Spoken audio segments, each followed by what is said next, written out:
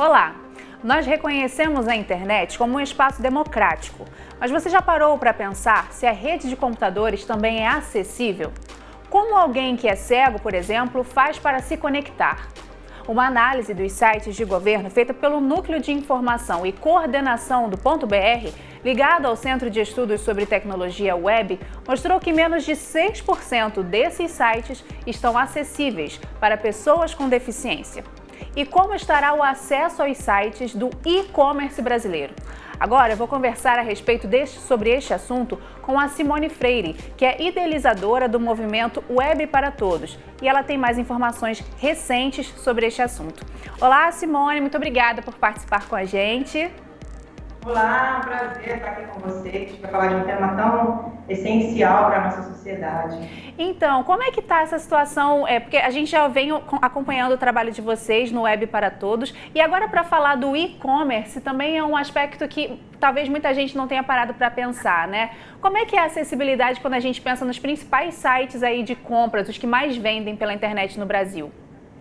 Pois é, a gente acaba de lançar um estudo em parceria com o Instituto de Defesa do Consumidor também, e na verdade não foi uma surpresa para a gente, né? Porque a gente sabe, né? Você mesmo acabou de mencionar que menos de 6% dos sites estão preparados para a navegação de pessoas com deficiência. Então, em matéria de loja virtual, o cenário também ele é bem assustador, né? As pessoas com deficiência, a gente está falando de um público estimado em mais de 45 milhões de brasileiros, isso são dados do IBGE, do Censo de 2010, são pessoas que, assim como a gente, como pessoas que não têm qualquer tipo de deficiência, querem estudar, se informar, consumir, e o cenário é realmente alarmante, né? Esse estudo que a gente fez, ele traz dados assim incríveis. Por exemplo, para a pessoa com deficiência auditiva, né, as pessoas com deficiência auditiva, a gente está falando de um público de mais ou menos 11 milhões de pessoas no Brasil. Desses 11 milhões de pessoas, cerca de 7 milhões utilizam Libras, né, como o seu primeiro idioma. Em todos esses sites que a gente avaliou de e-commerce, né, que são sites mais acessados, segundo um ranking internacional, apenas um site traz uma ferramenta assistiva para que os surdos possam compreender, né, o conteúdo que está sendo comercializado naquele site, né? Você imagina, a gente está falando de 11 milhões de brasileiros que dependem, né, mais da tecnologia do que as pessoas que não têm algum tipo de deficiência. E quando a gente pensa em relação às pessoas que são cegas, qual que é a principal reclamação? A criticidade é muito alta para as pessoas com deficiência visual, né? A gente, nesse estudo, a gente fez a análise, inclusive com pessoas com deficiência visual, participaram, né, de toda a metodologia, né, de testes da gente, e acredite, 76% dos sites de e-commerce analisados, eles não trazem, né, uma coisa básica, que é imprescindível para que a pessoa cega navegue, que é a descrição de imagens. Imagina a gente navegando, né, a gente está num site de e-commerce, eu vou entrar num site, por exemplo, de cosmético. Então eu estou vendo, né, aquela passagem, o batom, eu como mulher, o batom, é um blush, eu estou vendo a tonalidade do batom. Para uma mulher cega, são 26 milhões de mulheres com deficiência, né, no Brasil. Uma mulher cega, ela não consegue navegar em 76% desses sites, porque eles não trazem essa informação contando para o leitor de tela, né, que os cegos utilizam, o que ele está enxergando ali. Então, e Simone, se a gente for parar para pensar, analisar assim, friamente, sem pensar no aspecto de acessibilidade, para essa empresa, ela está até perdendo dinheiro, né? Se fosse só pela questão aí de capital, essa empresa não está sendo inteligente, né? Porque ela está deixando de atender um público grande. Exatamente, exatamente. O comércio eletrônico, ele tem uma força muito grande, né? Ele movimentou no ano passado 60 bilhões de reais. Então, a gente está falando de um segmento que cresce 15% ao ano, 12%, 15% ao ano. Então, as empresas, elas estão suscetíveis a multas, né? Porque existe legislação, a gente está falando de Lei Brasileira de Inclusão, a gente está falando de Código de Defesa do Consumidor, a gente está falando de Decreto de Comércio Eletrônico. Então, juridicamente, socialmente, né? Isso é um direito, está lá na convenção, né? Qualquer pessoa tem direito a acesso à informação. E a parte de potencial de negócio, ele está deixando de vender para 45 milhões de brasileiros. Exatamente. E o que você falou que vocês fizeram em parceria com o Instituto de Defesa do Consumidor? Qual que é o posicionamento do IDEC, assim, em relação a essa questão de que muitos consumidores não estão sendo respeitados? Eles também estão abraçando com a gente, né, mais uma apoiadora institucional do movimento, junto com tantas outras organizações inspiradoras.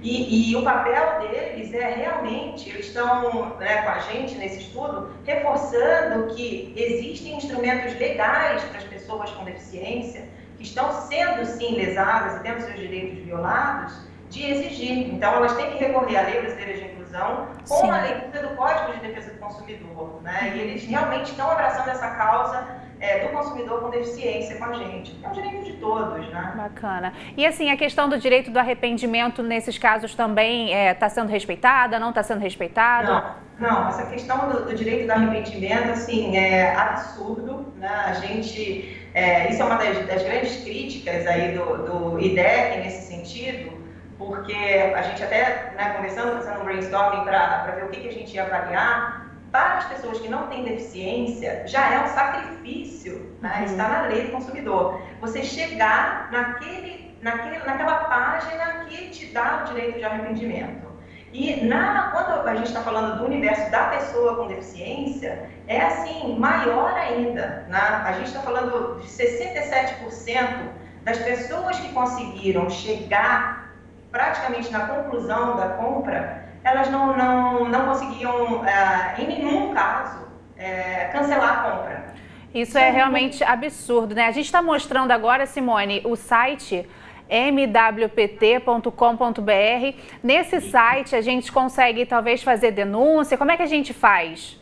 A gente tem uma área, né, no movimento que se chama compartilhamento de experiências. Está logo no destaque do portal. Sim. Então, ali é uma área que as pessoas com e sem deficiência elas podem entrar e compartilhar com elas, com a nossa plataforma, experiências negativas e positivas de uma navegação. Então, imagina que eu entrei num site de uma companhia aérea, fui tentar fazer uma compra e não consegui. Sim. Então, eu relato, o papel do movimento, nesse sentido, a gente entra em contato com essas organizações, apresenta essa queixa, né, essa solicitação e tenta trazê-las para o movimento, fazendo uma call, mostrando o estudo, né? A gente tem áreas na própria plataforma que a gente dá exemplos de códigos acessíveis, de outras organizações que estão fazendo bonito, né, e que a gente precisa desses exemplos inspiradores também, para poder mostrar para o pessoal que tem gente preocupada com essa questão. E que tem como fazer também, né, Simone? Às vezes dá a impressão de que é algo muito difícil, precisa de grandes investimentos.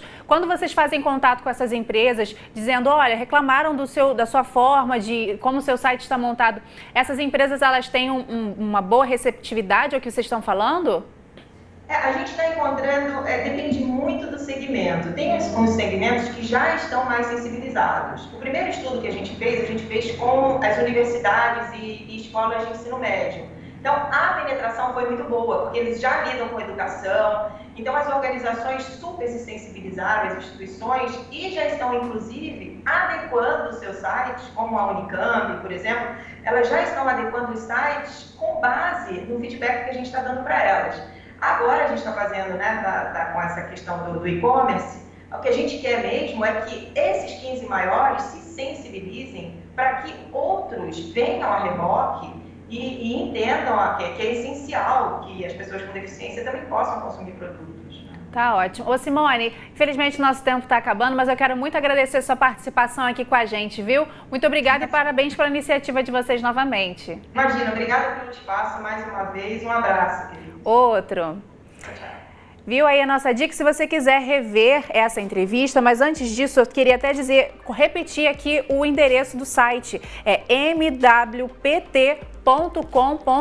você quer ler diretamente esse estudo, a gente está colocando aqui, ó, mwpt.com.br. Se você quiser rever esse estudo, dar mais uma olhadinha, saber quais são os seus direitos, acesse lá que vale a pena. Agora sim, para rever esta ou outras entrevistas, é só acessar o futuraplay.org. Muito obrigada pela sua companhia, viu? E até a próxima.